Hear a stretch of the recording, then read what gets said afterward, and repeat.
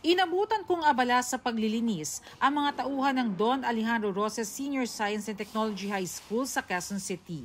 This past few months, medyo tumaas nga po yung number ng mga cases natin pagdating sa influenza. Yet, we always inform the students to take their vitamins at magkaroon ng sapat na pahinga. Naglilinis din sa ibang paaralan tulad sa Marikina. Wala munang face-to-face classes sa lahat ng publikong paaralan sa Metro Manila.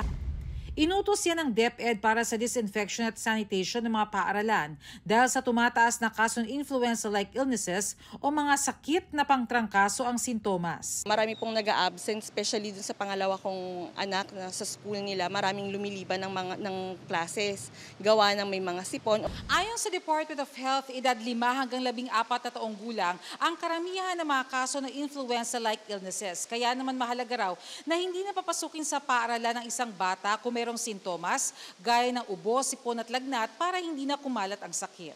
Pag may ganyang suspension, hindi naman automatic na merong kaala-alarman na nangyayari.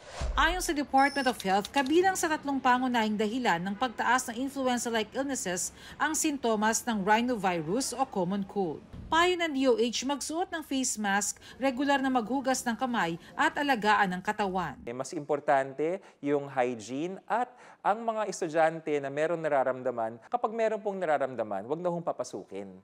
Sa parehong utos ng DepEd ay isasabay na rin sa face-to-face class suspension ang inspeksyon sa mga gusali para matiyak na matibay sa gitna ng sunod-sunod na lindol sa ibang rehiyon. Tinatanggal namin yung mga hazard sa bawat classroom.